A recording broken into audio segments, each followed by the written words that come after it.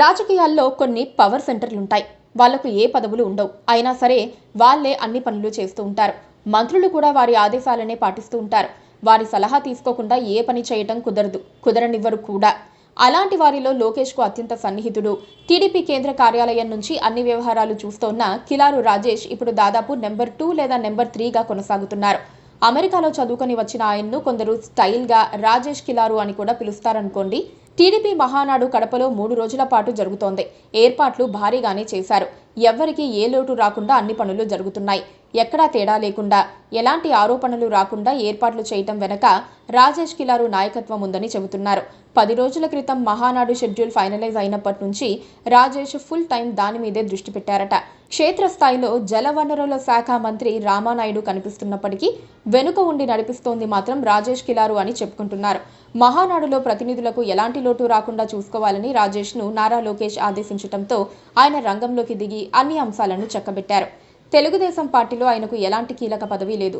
చంద్రబాబు నాయుడు నేతృత్వంలోని ప్రభుత్వంలోనూ ఆయనకు ఎలాంటి అధికారిక బాధ్యత లేదు. అయినప్పటికీ ఆంధ్రప్రదేశ్ రాజకీయ వర్గాల్లో ఈ మధ్యకాలంలో ఎక్కువగా వినిపిస్తోన్న పేరు రాజేష్ కిలారు. ఆయనకు పదవులపై ఆశ లేదని అంటున్నారు. లోకేష్ ఆలోచనలకు తగ్గట్టుగా ఆయన చెప్పినట్లుగా చేయటం కోసమే తానున్నానని రాజేష్ భావిస్తూ ఉంటారు. ఇప్పటికే పార్టీలోని అనేక కీలక విషయాలను లోకేష్కి అప్పగించినట్టుగా, ఆయనకు సహకరిస్తూ పార్టీ నియంత్రణను బలోపేతం చేస్తోన్న వ్యక్తిగా రాజేష్ కిలారు పేరు చర్చల్లోకి వచ్చేస్తోంది.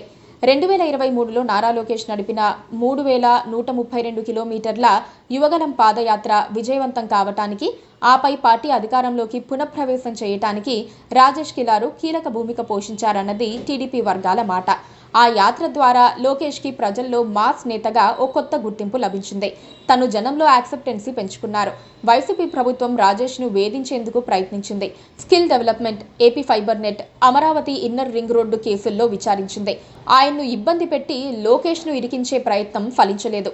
వైసీపీ కూడా రాజేష్పై అంత సీరియస్గా దృష్టి పెట్టలేదని చెబుతున్నారు. ఎందుకలా వదిలేశారో వైసీపీ వాళ్లే చెప్పాలి. రాజేష్ కిలారు నారా లోకేష్కి 35 ఏళ్లుగా స్నేహితుడు.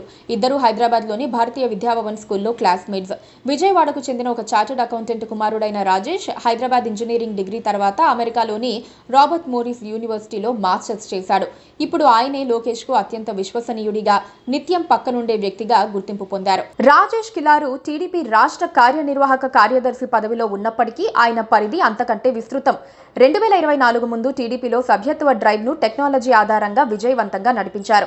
దాంతో పార్టీ సభ్యత్వం 1 కోటి మార్కును దాటి వెళ్లింది.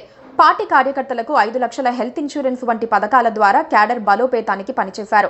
ప్రవాసాంధ్రులను టీడీపీకి కమిట్ చేయటం, వారి నుంచి నిధులు తీసుకురావటంలో రాజేష్ కీలక భూమిక పోషించారు. రాజేష్ ఇప్పుడు లోకేష్ టీంలో యువ నాయకుడి తర్వాత నెంబర్ 2 అనే చెప్పాలి. శివుడాజ్ఞ లేనిదే చీమైనా కుట్టదు అన్నట్లుగా రాజేష్కు తెలియకుండా ఏపీ ప్రభుత్వంలో ఇప్పుడు ఏ పని చెయ్యలేరు. రాజేష్ ఆదేశించారంటే లోకేష్ చెప్పినట్లే అనుకోవాలి. రాజేష్ చేశారంటే లోకేష్ చెప్పారని నిర్ధారించుకోవాలి. అలాగని ఆయన ఇష్టానుసారం వ్యవహరించరని, తప్పుడు నిర్ణయాలు తీసుకోరని లోకేష్ టీం సభ్యులు ధైర్యంగా చెబుతారు. ఏది నిజమో తెలుసుకోవాలంటే కొన్ని రోజులు ఆగాల్సిందే. Please subscribe to KTV Telugu. KTV Telugu. KTV Telugu channel.